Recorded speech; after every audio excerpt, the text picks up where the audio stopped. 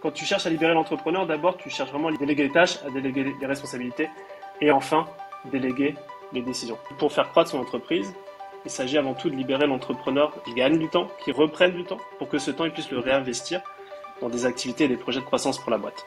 Il faut se rappeler que la personne la plus importante d'une entreprise, c'est l'entrepreneur qui est au cœur de ça. C'est pas l'entreprise qui est au centre. Ce qui est clé avant même de structurer, c'est où est-ce que tu veux aller. L'intention qui libère le potentiel de croissance de la boîte. Yes, salut à toi et bienvenue sur Bizcare, le podcast business qui est là pour d'abord prendre soin de toi avant de prendre soin de ton business. Toutes les semaines, je reçois des entrepreneurs ultra inspirants pour parler de business, de mindset, d'investissement, d'épargne, de développement personnel, professionnel, spirituel, dans un seul et même but, faire de toi un entrepreneur qui est aligné pour faire un maximum de business derrière.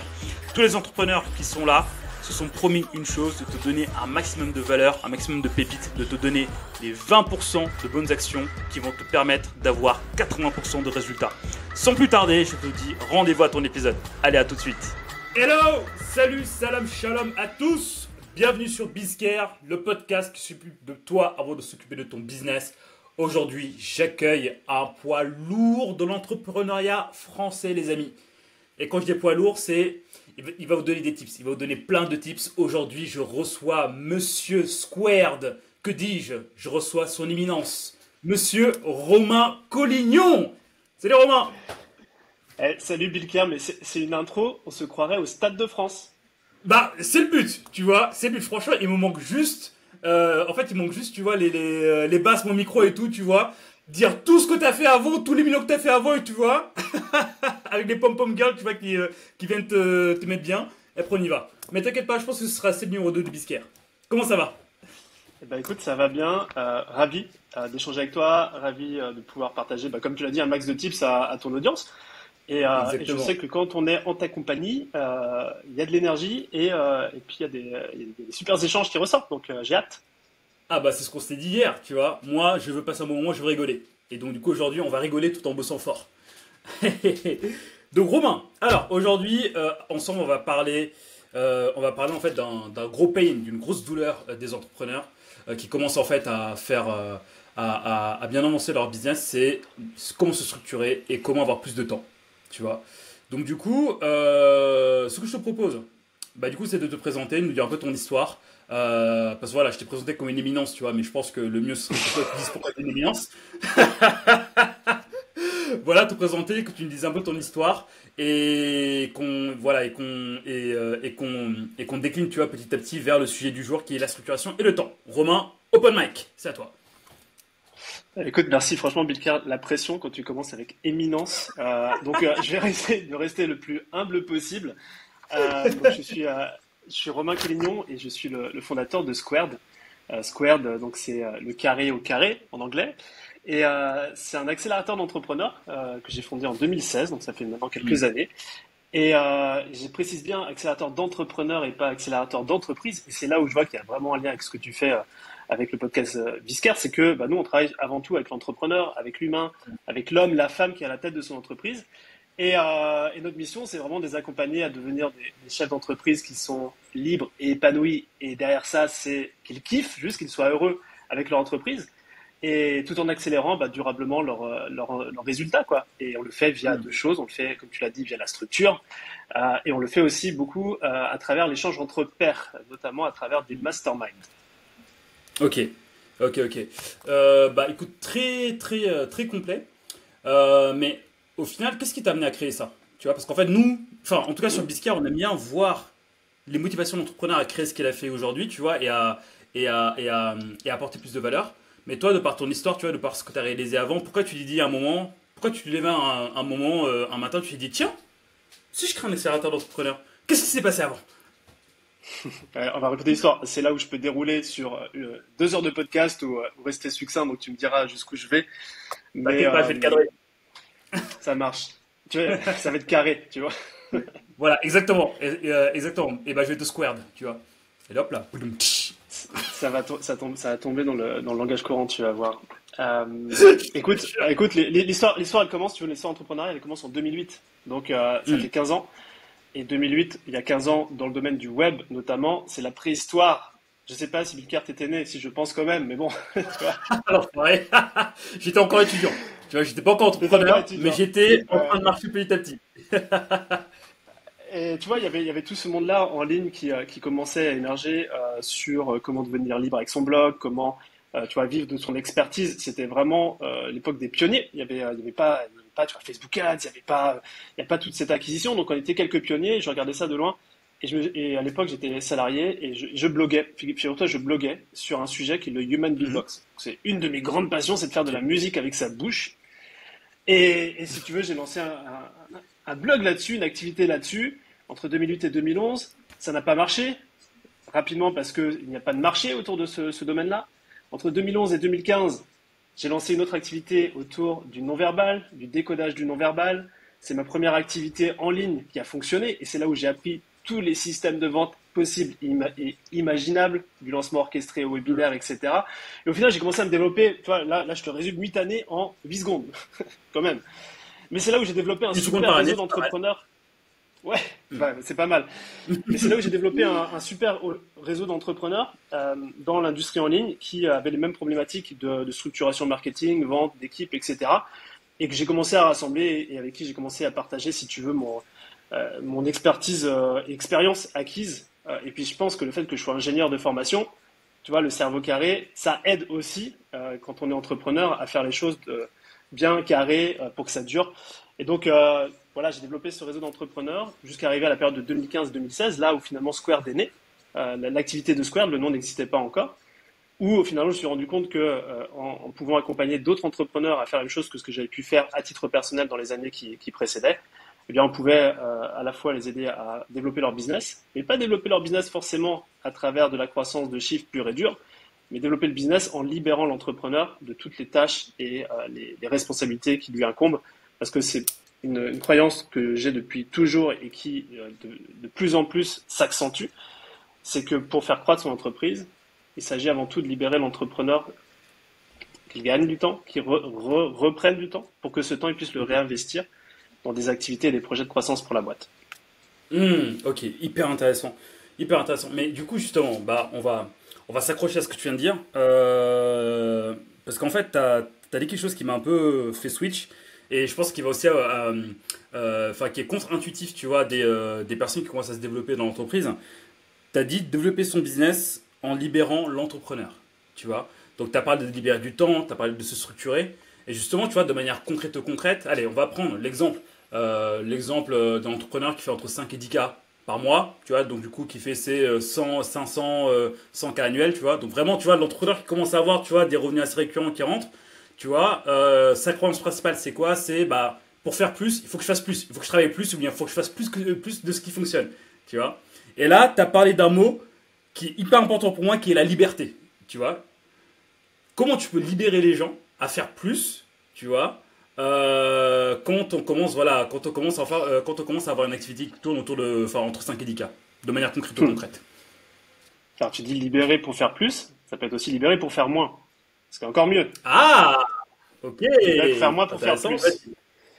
vas-y. Ok. Mais tu vois le niveau de maturité entrepreneuriale que tu décris, quand on réalise à peu près 100 000 de chiffres à l'année, je pense que c'est Hmm. dans sa carrière d'entrepreneur la période qui est la pire. La Ouais, pire c'est parce clair. que on peut y arriver tout seul, mais en arrivant Hmm. tout seul, on se rend compte qu'effectivement il faut faire plus de marketing, plus de sales, plus de SAV. On est dans une période où c'est compliqué de commencer à déléguer ou de sourcer, etc. Ça, on pourra en reparler.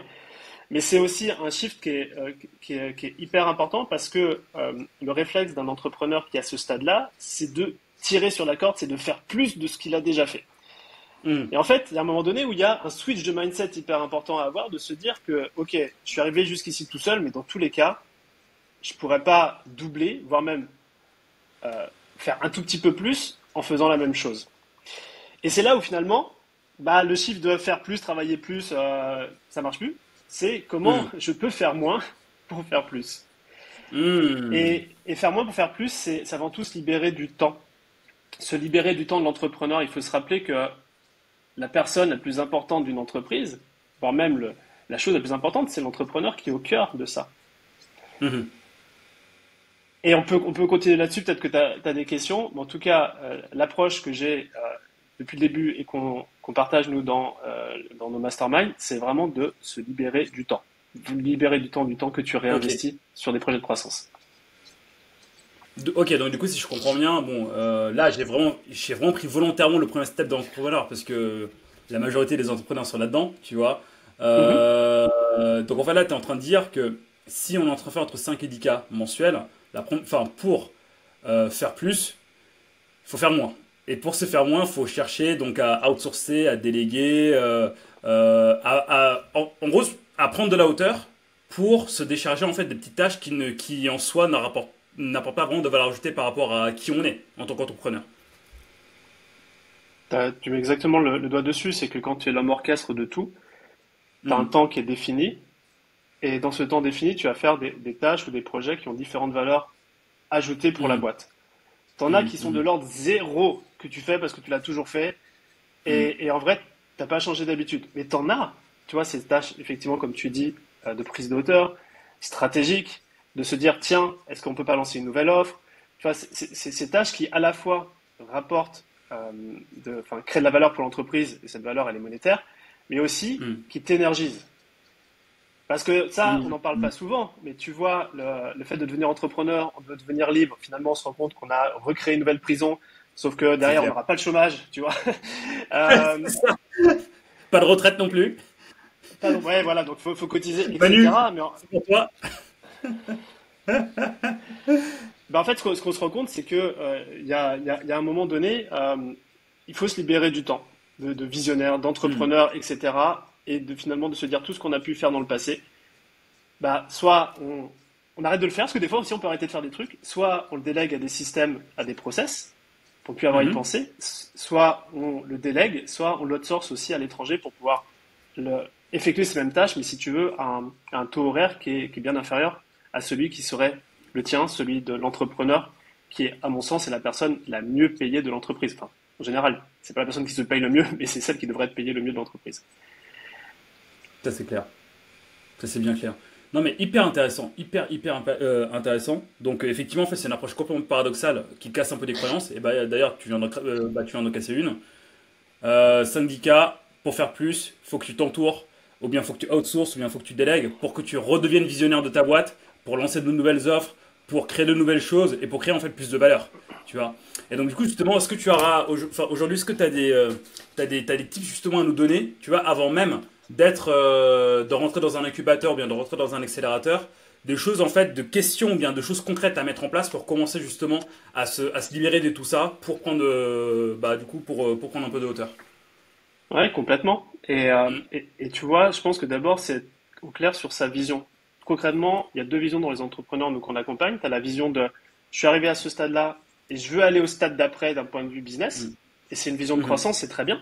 Et certains ont une vision de croissance qui n'est pas de la performance, on va dire commerciale, mais qui est de la performance humaine, c'est-à-dire je veux avoir plus de temps. Donc si tu Mhm. veux, juste le concept même de se dire j'extrais l'entrepreneur de son business, tu as deux choix, tu as deux portes de sortie, et en fonction de ce que tu désires, soit tu veux être plus libre, et du coup, voilà, si à un moment donné tu veux passer plus de temps avec tes enfants, euh, kiffer, moins travailler, c'est ok, lever le pied de la pédale, soit tu veux vraiment encore accélérer, et ce temps que tu libères, bah oui, tu l'investis dans des projets de croissance. Donc si tu veux, ça c'est... Je, je veux juste pas avoir cette injonction de se dire, bah ouais, après il faut refaire des offres, enfin tu vois, ça dépend des gens. Maintenant Ok. concrètement, parce que c'est ça qui te plaît, Bilker, je le sais, c'est des tips Ah, mais c'est actionnables. là où je gratte. C'est là où je gratte, tu vois. Ici sur Biscayne, on gratte tout. Vas-y. Eh ben, il y a certains rituels, mais un qui est hyper important déjà, c'est d'être au clair, mais vraiment au clair sur tout ce que l'entrepreneur il fait. Allez, sur une période de Hmm. 2 semaines. Mais vraiment être au clair, tu as des outils pour ça, tu peux utiliser Toggle, tu peux vraiment être sensible au temps que tu passes, parce que souvent on se rend pas compte de ces micro-tâches qu'on peut faire, etc. dans la journée, mais au final qui vont te bouffer peut-être 3 jours sur 2 semaines. C'est juste incroyable. Ouais. Hmm. Et en fait, c'est simplement de classer l'ensemble de ces tâches dans 4 catégories, qui sont la catégorie zone d'incompétence, c'est-à-dire que c'est des tâches que tu fais déjà, tu es incompétent et ça apporte zéro valeur à la boîte. Donc tu as tendance à Hmm. vouloir la déléguer en premier. Tu as des tâches où tu es compétent, mais si quelqu'un le faisait à ta place, ça serait un peu mieux. Tu es compétent, mais ça apporte pas Mhm. de valeur à la boîte. la catégorie où tu es excellent, c'est genre tu es vraiment très très bon. Et après, tu as la catégorie qui, selon moi, est le Graal. Et c'est dans cette bulle-là qu'on doit essayer de rester en tant qu'entrepreneur, c'est la zone de génie. Tu vois, la zone de génie, ce sont les activités que tu fais toute la journée. Tu peux faire ça de 5 heures du mat jusqu'à 11 heures du soir. Tu as encore plein d'énergie à la fin de journée. Et en plus, ces activités-là, comme par exemple, je sais pas, le podcast qu'on fait ici, j'ai le sentiment que tu vois, on pourrait faire ça toute la journée. Ça apporte de la valeur à la boîte. Ok.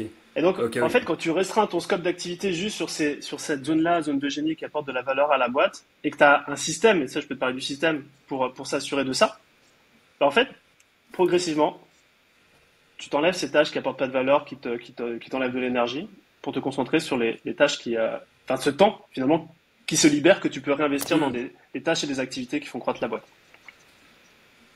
Et bah, merci pour cette méga pépite. En gros, si je résume, identifie ce sur quoi tu passes ton temps, classe-les en 4 catégories, zone incompétence, compétence, excellence, génie, et petit à petit tendre, essaie de déléguer la zone d'incompétence, essaie de voir ce que tu peux faire avec la zone compétence. En fait, en gros, il faudrait tendre petit à petit et concentrer un maximum de son temps vers la zone de génie. Et donc, du coup, en fonction de ça, mettre une structuration pour tendre vers ça petit à petit. C'est bien ça. Et c'est là où j'ai envie de te parler de la brosse à dents. Et là, tu vas te dire, mais what the fuck? Qu'est-ce qui est? Ouais, what the fuck? Vas-y, parce que ton résumé, Bill Kerr, il est superbe et tu viens de toucher du doigt quelque chose qui est important. C'est que ça doit être une routine. Comme on se brosse les dents tous les jours, cet exercice dont on vient de parler, moi je le fais mais depuis des années chaque trimestre, comme si c'était une routine justement, parce que là tu vois, on va nous écouter, on va se dire, ok, ouais, je le fais, c'est trop bien. Mais en fait, c'est trop bien, juste là, ok, tu vas peut-être un peu te décharger des tâches, mais l'idée c'est que dans 3 mois, tu refasses le même exercice et le même exercice. Et moi, je me suis rendu compte, là, ces 5 dernières années notamment, tous les trucs qui au fur et à mesure, parce qu'il faut pas se leurrer, hein, plus tu avances dans le business, plus tu as des nouvelles tâches qui arrivent, où tu vas être incompétent, etc. Donc c'est important de faire le ménage, comme si tu te brossais les dents chaque jour. Bon, tu fais pas chaque jour cet exercice-là, mais tu fais au moins tous les trimestres. Ok, ça marche. Ok, donc du coup, libéré pour être délivré. Il l'a fait. Tu t'y attendais, hein. Et prendre le temps tous les trimestres de libérer pour atteindre donc du coup sa définition de la liberté.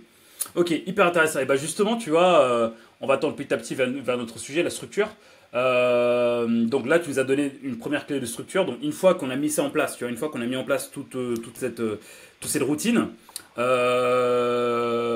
comment on peut justement continuer à se libérer du temps pour apporter sa valeur à soi. Alors quand je dis sa valeur à soi, c'est soit développer sa boîte ou soit faire autre chose, se libérer du temps dans d'autres projets, etc. Qu'est-ce qu'on peut faire plus, tu vois, pour aller plus loin? Moi, c'est là où tu as identifié ta liste de choses. Bon, entre j'ai identifié la liste de choses et c'est bon, j'ai créé des systèmes, c'est bon, j'ai délégué. Il se passe tout un monde, tu vois, ça se fait pas en un claquement de doigts. Ça c'est clair. Parce que déjà, il y a un enjeu mindset de l'entrepreneur. Quand tu prenais ton exemple de l'entrepreneur qui a un stade de maturité, tu vois, où il va faire 10 000 euros par mois. J'associe le stade de maturité au chiffre d'affaires. En vrai, c'est très grossier ce que je dis là, mais en fait, t'as plein de croyances qui arrivent et qui te disent, ouais, mais avoir quelqu'un dans l'équipe, faut que je le manage, faut que je le délègue. Donc, tu vois, t'as tout un travail, entre guillemets, à faire là-dessus. C'est pour ça que c'est pas si évident que ça. Intellectuellement, conceptuellement, c'est facile. Maintenant, moi, mon meilleur conseil, c'est de le faire petit à petit, hein, très clairement.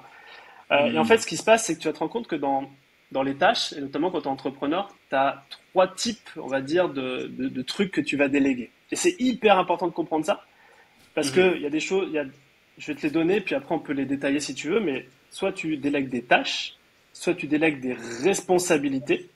Tu vois, c'est le niveau un petit peu au-dessus des tâches. Et soit, au final, tu délègues des décisions. Et en fait, c'est ce que je vois vraiment dans la libération de l'entrepreneur, quand il est, on va dire, au stade primaire, où il est au four et au moulin, il fait tout, jusqu'à, il a vraiment une équipe qui le soutient pour qu'il soit vraiment dans ce rôle de visionnaire, enfin vraiment libre. Déléguer les tâches, tu sais ce que c'est, ok, tu donnes à quelqu'un de ton équipe, que ce soit un assistant, que ce soit, je sais pas, peu importe, un freelance. Voici ce que tu dois faire. Voici pourquoi tu dois le faire et voici les tâches, les étapes que tu dois suivre pour réaliser la tâche. Tu vois, ça c'est le niveau de délégation minime, mais qui prend un temps monstre pour l'entrepreneur encore. Clair. Tu vois le truc? Il en faut Ah, dans une entreprise. Il y a des choses opérationnelles à faire. Maintenant, quand tu ok. montes avec quelqu'un qui est un peu plus gradé ou qui a plus d'expérience, tu délègues les responsabilités. Déjà, tu souffles. Mhm. La différence avec les tâches, c'est voici ce qui doit être fait, voici à quoi ça doit ressembler une fois fait. Et Mhm. je me contrefous de comment tu y arrives. De toute façon, je sais que tu vas y arriver. Mhm. Et déjà, là, tu n'es plus dans le micromanagement, tu te libères du temps, tu libères aussi la charge mentale, tu récupères en focus que tu sais que ça va être géré. Mhm. Et après, tu as le stade ultime, qui est déléguer des décisions, où là, si tu veux, c'est juste un échange que tu vas avoir avec la personne, et c'est la personne qui est responsable de son périmètre. Souvent, ça va être un directeur marketing, un directeur commercial, quelqu'un qui va piloter les finances, etc. Et donc, c'est pour ça que je te décline ces trois niveaux, c'est que quand tu cherches à libérer l'entrepreneur, d'abord, tu cherches vraiment à libérer les tâches. Ensuite, tu cherches à libérer, à déléguer les tâches, à déléguer les responsabilités. Et enfin, déléguer les décisions. Tu vois, moi, aujourd'hui, je suis à un stade où je délègue les décisions à des gens qui sont beaucoup plus capés que moi. Alors ça a été Mhm. possible parce que j'ai réussi à déléguer avant les responsabilités, déléguer avant les tâches. Et donc, Mhm. générer de la croissance pour la boîte qui me permet de me payer ces profils-là. Et je pense que c'est important aussi de comprendre qu'il y a une espèce de cheminement dans la libération de l'entrepreneur. Enfin, de manière concrète et applicative. Ok, ok.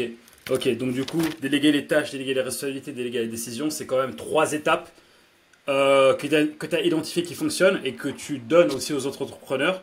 Mais dans ce que tu dis, c'est quand même important de le faire dans l'ordre pour faire ça de manière écologique pour soi et pour rester dans sa vision pour avancer. C'est bien ça? Bah, oui, tu vois, c'est la façon qui fonctionne bien quand on est solopreneur et qu'on est bootstrap, dans le sens où on a commencé seul et on n'a pas eu de financement externe. Parce qu'un financement Mhm. externe, c'est facile, hein, tu payes des gens qui sont hyper bien capés et t'as pas tous ces problèmes-là, tu vois. Donc, je sais que nous, dans notre écosystème, on est homemade, tu vois. On est dans les tranchées, on y va. Et ce qui est sûr, c'est que bah, des fois, justement, par exemple, quand tu t'associes, je sais pas d'ailleurs, Bilker, si toi, t'es seul dans ta boîte ou vous êtes associé avec d'autres personnes. On était des associés, maintenant je suis seul. Voilà. Bah, tu vois ce que c'est que quand tu es associé, généralement, chaque personne est capée dans son domaine et en mesure de prendre des décisions dans chaque département de l'entreprise. Mais pour la plupart des entrepreneurs, c'est la majorité en France, c'est solo et puis il n'y a pas forcément les financements derrière et donc on doit un peu franchir toutes les étapes effectivement que je t'ai décrites juste avant. Ok, bah franchement, honnêtement, là on est à 22 minutes à peu près de tournage. T'as lâché pépite sur pépite, franchement, c'est hyper intéressant, tu vois, pour la suite. Et t'as bien appuyé sur un point, c'est que théoriquement, si on dit ce que tu fais, bah ça fonctionne. Par contre, après, tu vois, c'est la mise en pratique qui est une autre paire de manches. Et justement, toi qui fais ça depuis 2006, 2016, 2023, ça fait 7 ans. Donc toi qui fais ça depuis 7 ans, tu as pu accompagner plusieurs centaines d'entrepreneurs. Justement, en fait, toi, dans ton système, comment tu t'y prends justement pour accompagner ces personnes-là à les libérer donc du coup avoir des clients heureux et forcément bah, qui te recommandent derrière. Comment tu t'y prends? T'as la question qui est à multiples perspectives. Alors, j'essaie d'en prendre une et puis tu me Exactement. diras si j'en loupe une. Euh, Déjà, il y a tellement un travail d'éducation et tu vois, je te remercie juste de pouvoir passer sur ton podcast pour parler de ces sujets-là parce que toi, quand tu es entrepreneur, la voie royale, c'est performance, c'est finance, etc. Et le Ouais, bien-être de l'entrepreneur, on le voit juste en mode, ouais, je caricature parce que je sais que tu es très spirituel, mais très you-you, tu vois. ouais, Ou genre, oui, ouais, je prends soin de moi, je ouais, prends je soin de vois. mon corps, etc. Mais en vrai, la vraie démarche, déjà, nous, ce qu'on partage à nos membres, c'est de libère-toi de temps Mhm, pour pouvoir l'investir dans des activités de croissance et faire du cash, hein, concrètement pour la boîte. Donc ça, mhm, un premier paradigme. Après, dans la façon de fonctionner, ça, tous les 3 mois, tu fais ça, tu as toujours des challenges qui vont arriver pour te libérer du temps parce que de, par nature, le business, c'est le chaos. C'est-à-dire qu'une fois que tu as fait l'univers le en soi c'est ménage, le ça chaos, revient. tu vois. L'univers, c'est le chaos. Ah, donc, ouais, donc du coup c'est normal en fait en soi. Et je crois que le plus challengeant et le plus compliqué, surtout pour des entrepreneurs avec qui on travaille, qui sont objets brillants, qui ont envie de nouveautés tout le temps, Ouais. parce que tu vois, la routine, c'est un peu boring. Bah, on fait en sorte que le boring, l'ennuyeux, ça soit assez fun. Mhm, Voilà. mhm. Et pour ça, il faut simplement mettre ça en place dans des systèmes et des process. Je te donne un exemple, parce que j'aime bien le concret. On utilise une plateforme de gestion de projet qui s'appelle Asana. Je sais pas Mhm. sur quoi tu Moi, es, peut-être tu es sur. ouais, ouais, j'utilise également avec mes équipes externes. Bah écoute, voilà. Et bon, après, il y en a plein d'autres. En fait, l'outil, on s'en fout un petit peu, mais quand je te partage cette routine trimestrielle, bah, ça, c'est une tâche qui revient tous les 3 mois dans l'Asana du visionnaire. Faut juste Mhm. pas qu'il oublie. Donc, une fois que tu as compris le concept, tu as compris comment ça fonctionne, derrière, tu l'implémentes dans ta propre entreprise pour que ça revienne et que ça revienne, que ça revienne. Donc, finalement, nous, on a un travail d'éducation, mais aussi on a un travail de être sûr que l'habitude se crée. Mhm. Ok. Waouh, ok, donc du coup, ça veut dire qu'au sein de vos accompagnements, donc, enfin, t'avais pas les masterminds, après, je sais pas s'il y avait autre chose, mais en gros, au sein de vos accompagnements, il y a ce travail de je t'éduque tous les jours, encore et encore et encore. Bon, après, peut-être pas tous les jours, mais de manière régulière, tu vois, pour justement faire de ce conseil ultra précieux une habitude, limite inconsciente en fait, dans la tête de l'entrepreneur pour qu'il puisse justement avancer comme ça, si je comprends bien. Ouais, bah, c'est vrai que j'ai pas détaillé les deux volets que l'on a chez Square. On a effectivement la partie mastermind qui est une évolution où on regroupe des entrepreneurs qui ont cet objectif de croissance via la structure et la liberté. Et c'est la communauté et on va dire l'émulation entre pairs qui fait que quand tu vois que tout le monde a mis ça en place, tu es un peu obligé de le mettre en place. Et oui, nous, on fournit la plateforme. Oui, nous, on fournit le coaching pour mettre ça en place. Donc ça, c'est un premier volet. Après, le deuxième volet, et là, c'est très, très récent, c'est que on offre à nos visionnaires, à nos entrepreneurs, ce qu'on appelle des intégrateurs. Ce sont des directeurs opérationnels qui viennent plugger ça directement dans les entreprises de nos clients, voire même des gens qui sont dans le mastermind ou pas dans le mastermind, pour là, du coup, ne pas laisser le choix, tu vois. On travaille Hmm. ensemble, on plug ça dans ton Asana, etc. Et bon, ça, c'est sur une des routines que je te parle aujourd'hui, mais il y a tellement de projets de structure qui sont nécessaires dans une entreprise.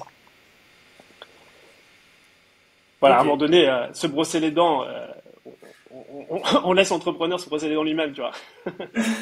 Mais c'est hyper intéressant. Donc, du coup, c'est-à-dire que non seulement tu apprends aux entrepreneurs à bien penser, donc du coup à changer son mindset en fonction de ça, mais en plus de ça, toi et ton équipe, donc du coup, vous fournissez des bras droits pour aider l'entrepreneur à mettre ça en Ouais, place. Je comprends bien. ouais, exactement, exactement. Et Et, ça, c'est très très et, récent et ça faisait très et longtemps bah, qu'ils me le demandaient. Donc, et bah justement, tu vois, bah parlons du bras droit. Effectivement, moi-même, j'ai déjà fait des masterminds, je connais l'importance du bras droit. ouais. Euh, à partir de quand, selon toi, on peut se permettre d'avoir un bras droit. Genre, est-ce que l'entrepreneur de base, tu vois, enfin, l'entrepreneur de base, non, enfin, je suis un peu insultant, donc du coup, je vais refaire mes propos. Est-ce que l'entrepreneur, tu vois, qui vient de débuter, donc qui est dans la phase chiante, du coup, pour reprendre tes mots, J'ai pas peut dit ça, hein, mais on réécoutera. Pas de on problème. écoutera. Bon, du coup, je la refais. Est-ce que l'entrepreneur qui vient de faire enfin, qui fait ses 5 alicats de manière régulière, est-ce que lui, il peut déjà s'offrir un bras droit déjà d'un point de vue financier et aussi d'un point de vue opérationnel? Ou est-ce qu'il faut déjà atteindre un certain gap, tu vois, avant de se dire il me faut un bras droit pour passer en mode visionnaire? Hello, j'interromps juste ton écoute pendant 2 petites secondes, le temps de te dire que si l'épisode te plaît, n'hésite pas à mettre un pouce bleu sur YouTube ou bien de mettre 5 étoiles sur Apple Podcast, c'est hyper important pour le développement de la chaîne. Sans plus attendre, retour à ton épisode. Bah, tu vois, c'est là où je suis très content d'avoir partagé les 3 niveaux de délégation, de tâches, de responsabilité, de décision. Parce que, Hmm. en vrai, le bras droit, il y a 3 niveaux de bras droit, tu vois. C'est- T'as le bras droit, on va dire, d'assistant opérationnel à qui tu délègues les tâches, mais Ok. du coup, toi, en tant qu'entrepreneur visionnaire, tu portes encore une énorme charge qui est celle de la responsabilité de la décision. Donc, tu t'es pas Mhm. libéré, hein, tu as libéré un peu de temps, mais Ouais. voilà. Et ça, tu vois, un bras droit peut être soit en France, soit peut être outsourcé et payé à des tarifs horaires qui généralement sont complètement accessibles pour quelqu'un, par exemple, qui Mhm. fait 100 000 par an. Mhm. Maintenant, quand on arrive et qu'on veut un bras droit à qui on peut déléguer les responsabilités, déjà là, tu vois, il faut avoir un revenu assez conséquent pour pouvoir le payer. Et ça, c'est ce qu'on voit un petit peu les OBM, les business managers, etc. C'est des personnes à qui tu vas pouvoir donner la responsabilité, et on a pas mal de gens comme ça, nous, dans nos programmes, hein, dans nos masterminds, à qui tu vas donner la responsabilité, mais tu es encore responsable des décisions. Mhm. Mhm. Et on va dire le bras droit ultime que nous on appelle intégrateur, tu vois, c'est un couple visionnaire intégrateur, ça a été très étudié ce sujet-là. Je pourrais pareil faire un podcast sur le sujet. Mhm. C'est quelqu'un qui est capé. Faut imaginer un DG d'une boîte, quelqu'un qui a une expérience peut-être une quarantaine d'années, 35-40 ans, même plus, et qui est là. On est sur des salaires qui sont relativement importants. Tu vois, c'est Bien des sûr. salaires autour de 8 000 par mois, ou un truc comme ça. Donc, par rapport à Mhm. quelqu'un qui Mhm. va générer 10 000 par mois et qui va payer quelqu'un net entre 6 et 8 000 par mois, bon bah tu vois, il faut déjà générer pas mal de chiffres. Et généralement, nous on le Oui. voit dans nos programmes quand les membres font à peu près à partir de 400 000 ou 500 000 par an pour Ok. vraiment déléguer les décisions. Ok, ok.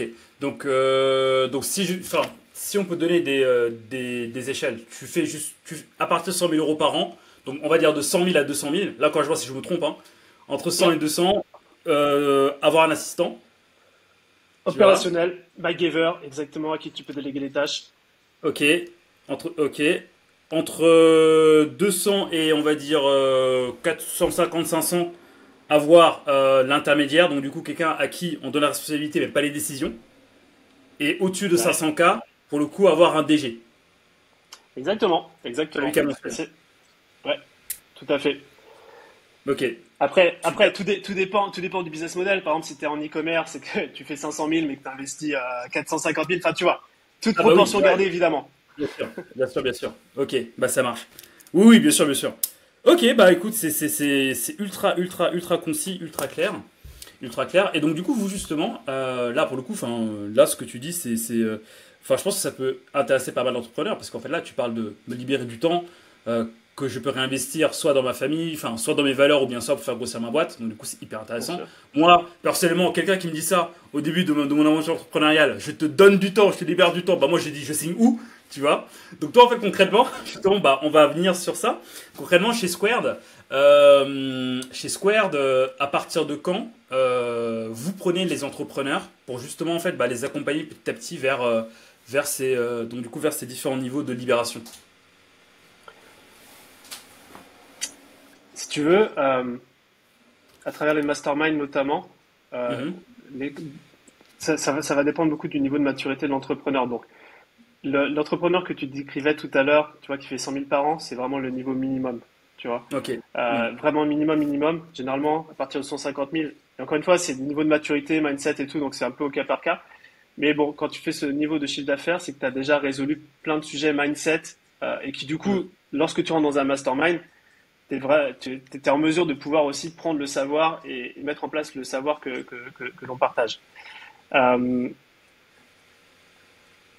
je sais pas si. Attends, je vais répondre à ta question ou parce que j'ai perdu une idée que je voulais te Non, partager. non, non, non, en fait, enfin, je repose ma question, c'est à partir de quand, enfin, à quel niveau tu prends les entrepreneurs, tu vois, pour les Ouais, accompagner, donc du coup, petit à petit je dans les l'ai, je masterminds, l'ai, qui je l'ai, prennent du je temps. l'ai, C'est bon. je l'ai, T'inquiète je pas, l'ai. regarde, regarde, moi, je suis là. C'est revenu, merci. Non, non, ce qui est vraiment le plus important pour nous, parce que quand tu parles de structuration, Hmm. euh, on peut travailler à structurer, commencer à structurer quand le product market fit, il est présent, tu vois. Ok. Quand Hmm. l'entrepreneur, il a quelque chose de rodé, ça n'a pas besoin d'être parfait, mais qu'il y a une certaine prédictibilité dans la Mhm. façon de générer du cash pour la boîte. Parce que ce cash, on va le réinvestir pour se libérer, pour recréer du cash. Donc, si Mhm. tu veux, on a à un moment donné accompagné des entrepreneurs qui étaient à des niveaux moins matures. On les aidait aussi dans le marketing, dans les sales, etc. Aujourd'hui, chez Square, on sait vraiment que notre zone de génie notre positionnement, il est vraiment sur la structure, sur la libération de l'entrepreneur. Et donc, dans tous les cas, les membres qui rejoignent notre programme, ils ont leur product market fit qui est réglé, quoi. Ok, qui est validé. Ok, Qui est ok, validé, ouais, ok. tout à fait. Ok, donc on peut faire appel à Square une fois qu'on a notre product market fit, c'est dur à dire, hein, validé. Et Mais après, à partir dis-le en français, puis tu vas voir si c'est plus dur. une fois que, ouais, non, en fait, non, en fait, c'est pas plus dur, c'est même plus chiant en français. Donc, du coup, Je on va suis rester en d'accord. anglais. Une fois Je suis qu'on a d'accord. notre PLF validé, voilà, et à partir de ce moment-là, voilà, on met de l'huile dans les rouages pour structurer, libérer du temps, pour ensuite passer les différents steps dont tu parles, 150, 250, 350, etc., etc., bah, jusqu'à sky's the limit, quoi. Ouais, c'est ça. Puis surtout, sky is the limit, ça dépend après de l'ambition et de la vision de l'entrepreneur. Ça, c'est quelque chose sur lequel on bosse énormément parce que oui, on a des Mhm. façons de structurer les business, mais c'est toujours avec l'entrepreneur au centre, tu vois, sa façon de fonctionner, ses valeurs, ses forces, etc. Et donc, en vrai, un des points de départ, c'est, OK, où est-ce que tu souhaites aller? Ok, À la bah fois en oui. perso et en pro. Parce qu'en pro, tu peux mettre le turbo, encore une fois, être au four au moulin, si tu as envie de passer du temps, justement, sur tes valeurs, par exemple, la valeur spiritualité, pour toi, la valeur partage, etc. Mais que t'accélères et que ton business ne t'emmène pas dans cette direction-là, tu vois, c'est pas bon. Parce Bah qu'au bout oui. d'un moment, tu vas faire burn-out, quoi.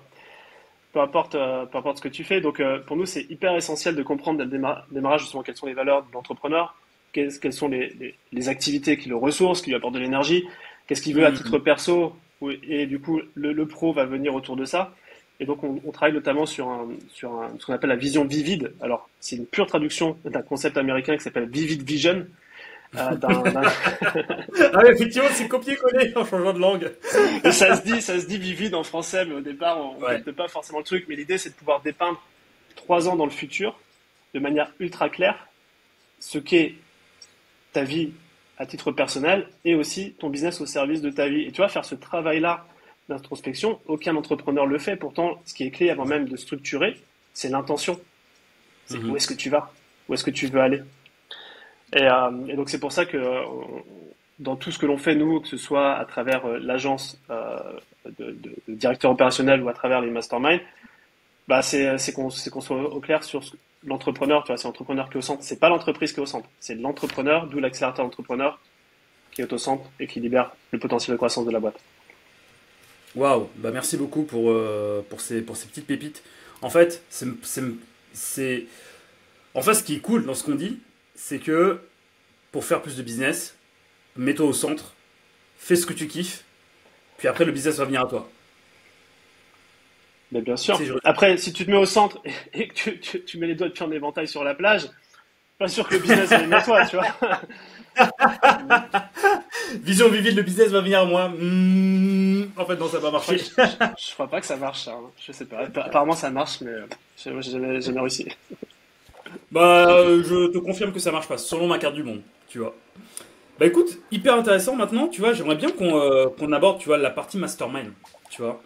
Donc moi-même, je fais partie d'un mastermind et je partage réellement le fait que bah, un mastermind, ça te permet de faire un bond en avant en tant qu'entrepreneur, tu vois. Euh, toi, enfin, comment se passent les masterminds de Squared? Quel est le format global? Alors, il se passe bien. Genre, mais voilà, enfin, je vais préciser un peu plus ma question. Hum, Genre, si t'étais une petite souris. voilà, genre si je suis une petite souris, voire même avant, tu vois. Je suis intéressé pour intégrer un mastermind, mais je sais pas trop comment Squared, enfin déjà comment je peux savoir que Squared est le bon mastermind pour moi par rapport à là où je veux aller. Et ensuite, une fois que j'ai intégré, qu'est-ce qui se passe, quand est-ce qu'on va se rencontrer, c'est quoi le rythme et tout, voilà. Donc voilà, donc si tu peux me découvrir tout ça, ce serait vraiment Avec, top. avec plaisir. Bon, tu sais quoi? Je suis en train d'écrire un livre sur le sujet. Sans Oh! déconner. Tellement il y a de choses Information à dire. exclusive, les amis. Vous Ah, l'aurez c'est écouté c'est- ici c'est sur vrai, Bisquaire. c'est vrai que c'est une exclue. Et non, mais tu vois, le sujet du mastermind, c'est quelque chose qui me prend aux tripes depuis, en fait, que je Mm, suis gamin. Le fait de mm, réunir des personnes autour d'une thématique et d'avancer ensemble. Alors, pour l'entrepreneuriat, c'est vraiment le top. Maintenant, c'est un concept qui, à mon sens, a besoin d'être vulgarisé, a besoin d'être hyper connu. Alors, autant aux US, c'est connu, autant en France, quand on dit mastermind, on pense aux jeux des années 70, là. Tu te rappelles de ça? Non, t'es pas Ah né oui, 80. ouais, effectivement. Les petits pions qu'on avance. Ouais, les pions blancs et noirs là. Il y a ça, ouais, exactement. Et le mastermind, faut vraiment comprendre, le mastermind, c'est un outil de développement de l'entrepreneur. C'est-à-dire que quand tu es entrepreneur, tu investis beaucoup sur ta boîte, tu investis dans Mm, les équipes, dans les mm, systèmes, des outils, et peu sont ceux qui investissent sur eux-mêmes. Pourtant, mm. on est la pièce maîtresse de l'entreprise. Certains investissent en coaching one-one, en consulting, et c'est très bien. Et tu vois, pour moi, le mastermind, Et le bon mastermind, et je pense que c'est un peu ça ta question derrière, c'est de te dire, OK, parmi le pléthore de mastermind, qu'est-ce qui va faire que un ou l'autre est mieux pour l'entrepreneur en question? Bah, ça dépend en fait des objectifs de chacun. Tu vois, pour moi, un mastermind, il y a trois choses. Il y a, c'est quoi la promesse du mastermind? En gros, c'est où est-ce que le mastermind va t'emmener? Parce que je suis Mhm. persuadé que chaque entrepreneur doit faire partie d'un mastermind. Après, peu importe Ouais. lequel, mais c'est en fonction des objectifs du moment. Tu vois, si aujourd'hui, toi, c'est structuré pour te libérer, Squared, c'est nickel. Mhm. Si toi, aujourd'hui, c'est développer ton pôle commercial comme jamais, Squared, ça sera pas, on en parle, mais c'est pas notre cœur de focus. Et je Mhm. pense qu'un mastermind, on doit en faire partie tout le temps parce qu'il y a, enfin, tu vois, l'émulation entre pairs, entre entrepreneurs qui ont le même objectif. Et c'est ça qui est juste clé dans un mastermind. C'est qu'on va tous dans la même direction. Donc ça, c'est le premier point. Le deuxième point, c'est que pour choisir ton mastermind, il faut adhérer aux valeurs du mastermind. Parce que tout pareil, en fait, derrière un mastermind, il y a toujours un leader. Bon, dans les masterminds de Scott, c'est moi le leader. Donc si Mhm. t'aimes bien bouffer, si t'as le côté, on va dire, yin et yang, tu vois, t'as l'énergie masculine et féminine, c'est-à-dire que t'es là pour le business, mais t'es aussi là dans le partage, dans le care, etc. Donc tu vois, pour moi, c'est important de choisir un mastermind avec les valeurs, et souvent les valeurs sont là par rapport au leader. Et à partir de ça, si tu veux, je sais pas si je tourne autour de ta question, je pense que je tourne beaucoup autour de tes Non, non, questions en ce moment. c'est très bien, tu peux continuer. Mais ça te permet de définir en fait quel, quel potentiellement mastermind pourrait te convenir. Et tu vois, dans l'écosystème, il y a plein de masterminds. Et c'est ça qui est assez riche en fait, c'est-à-dire qu'il y a des masterminds pour un moment donné, Mhm. va t'accompagner dans ton sujet du moment. Ok, et les masterminds de Squared, c'est 6 mois, c'est ça, ou plus? Alors actuellement, on en a deux, le mastermind Ouais. 67 et le mastermind 78. C'est un petit Mhm. clin d'œil, ces chiffres-là, au 6 to 7 figure business et 7 Ouais. to 8 figure business. Et donc en fait, on en a deux au départ, il y en avait qu'un seul qui était 67. Mais à un moment donné, Mhm. si tu veux, c'est aussi l'idée de se retrouver dans un groupe où les membres ont des enjeux similaires. Et donc, tu vois, on en parle depuis le début de l'interview, des degrés de maturité d'un entrepreneur qui sont souvent corrélés au chiffre d'affaires. Bah, tu veux être dans un groupe qui a les mêmes enjeux. Alors forcément, des gens qui sont plus avancés que toi, parce que tu vas apprendre, des gens qui sont au même niveau que toi, parce que tu vas te tirer la bourre, et puis des gens qui sont peut-être sur certains sujets moins avancés que toi, parce que là, tu vas pouvoir partager. Celui qui enseigne, apprend, etc. Donc, tu vois, l'idée, c'est qu'effectivement, on a ces deux masterminds qui sont là et qui sont surtout corrélés aux enjeux. Donc, quand on est dans des enjeux de 67, c'est vraiment des enjeux de structure. C'est des enjeux de Mhm. libération de l'entrepreneur pour que la croissance puisse se faire. Et à Mhm. partir de 78, on est plus sur des enjeux en fait de scale, vraiment de croissance, mais aussi et beaucoup de se dire bah ok, moi j'ai mon business qui arrive à 1 million, à 2 millions par an, 3 millions, je vais en ouvrir un autre business, tu vois, et avoir plusieurs business en même temps, ou se faire racheter, ou acheter d'autres business, enfin tu vois, c'est des problématiques que l'entrepreneur dans une phase de maturité moins avancée se pose pas encore comme question. Ok, hyper intéressant, hyper intéressant. Et tu vois, juste par rapport à ça, par rapport à ce que tu dis, bon, pour ceux qui nous écoutent, moi je suis dans la phase, je viens sortir de la phase des 300K annuels. Donc ça va, donc tout se passe bien pour moi.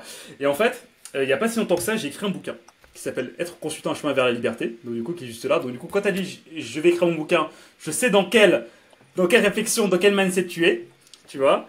Et en fait, à un moment dans mon livre, je parlais de comment j'ai fait justement pour passer ces steps de consultant indépendant que j'étais à consultant indépendant bah, qui gère aussi son centre de formation. Donc, en fait, je savais en fait à un moment, tout comme toi, qu'il fallait que je m'entoure, mais sauf que bah, j'avais pas les bonnes informations. Donc du coup, j'ai fait comme ce que des personnes qui étaient pas dans ma vision m'ont dit. Va dans des clubs d'affaires, va dans un club Carbao, bah d'ailleurs, je sais pas si tu connais, va dans un BNI, va, tu vois, en fait, dans des groupes d'affaires où, voilà quoi. Faut se lever tôt le Bref, BNI, faut se lever tôt le BNI. on se lève à 7h du mat.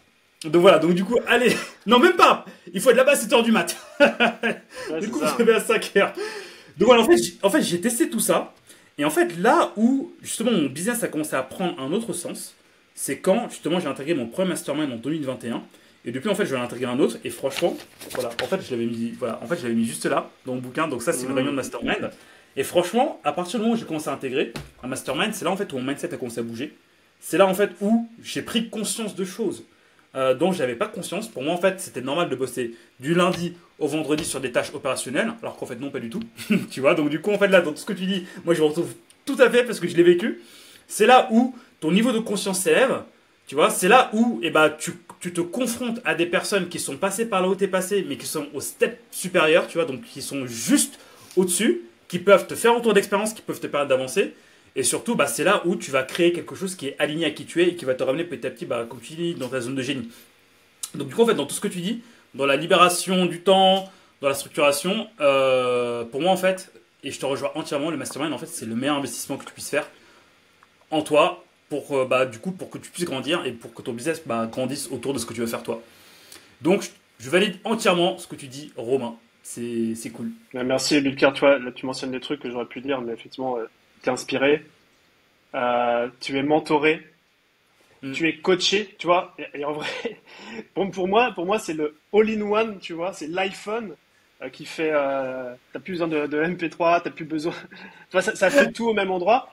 Si justement le mastermind arrive à aussi, c'est bon, c'est ça qui est important de regarder, à rassembler des entrepreneurs avec les mêmes valeurs, tu vois, Oui. avoir un bon process de candidature, etc. Et je sais que pour certains, j'en discutais notamment hier encore avec une entrepreneuse Mhm. qui se disait, mais attends, est-ce que j'ai ma place dans ce genre de groupe? Mm. Parce que tu sais, ça peut faire peur un peu. Alors, il y a certaines personnes, peut-être comme toi, tu dis, bon, ok, bon, j'y vais, je me pose pas trop la question.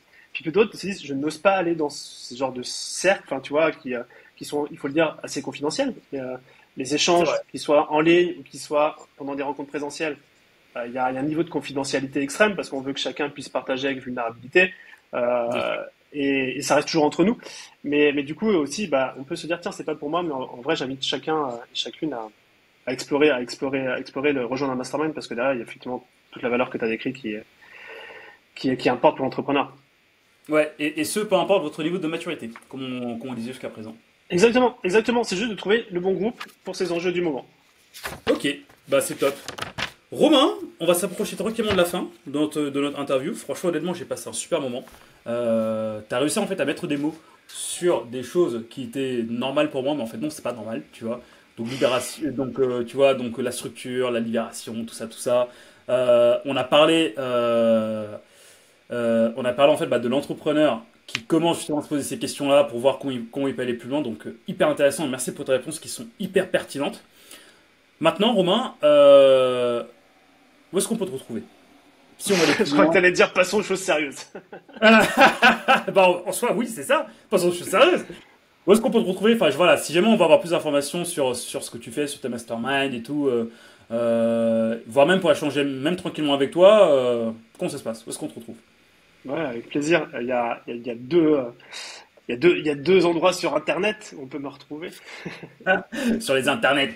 Ouais. Sur les internets. Le premier, c'est tout simplement d'aller sur Squared, le site de Squared, squared.eu.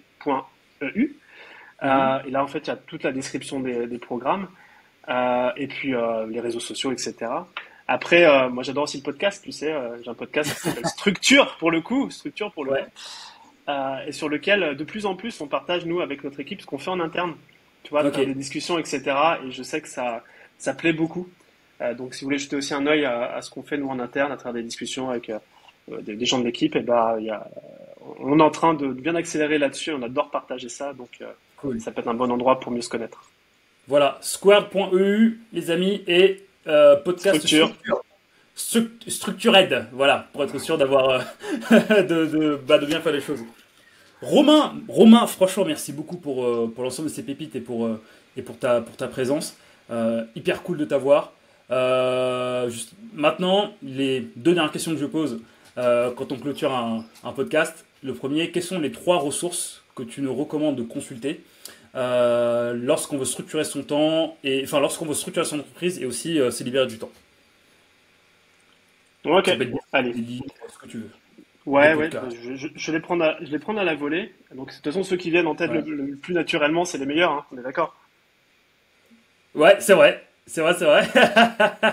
Tu Donc vois, vas-y. le premier qui va me venir en tête, et j'en parle depuis tellement d'années, c'est un livre qui s'appelle The One Thing.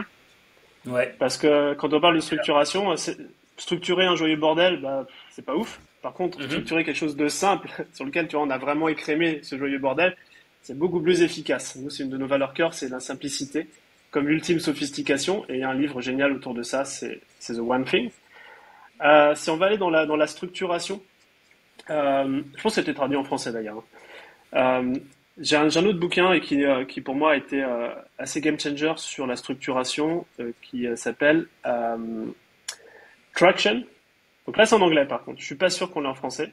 De Gino Wickman, et qui est un livre qui décrit la façon d'opérer un business de l'intérieur. Et nous, on a beaucoup travaillé là-dessus. Et un troisième structure. Achetez-vous une boîte de Lego. Et je dis ça sans déconner, parce que je suis un fan de Lego. Et à un moment donné, si on veut reconnecter avec joie à la structure, on s'achète un bon Lego, comme dans notre enfance, et on va commencer à kiffer la structure. Et surtout, on pensera à moi, et à se dire, ouais, Romain, c'est vrai qu'il faut la structure pour libérer. Mais pourquoi, enfin, peut-être que j'ai pas pigé le truc, mais en quoi le Lego va nous apprendre à structurer? Enfin, c'est quoi? C'est juste prendre son temps pour emboîter les trucs ou...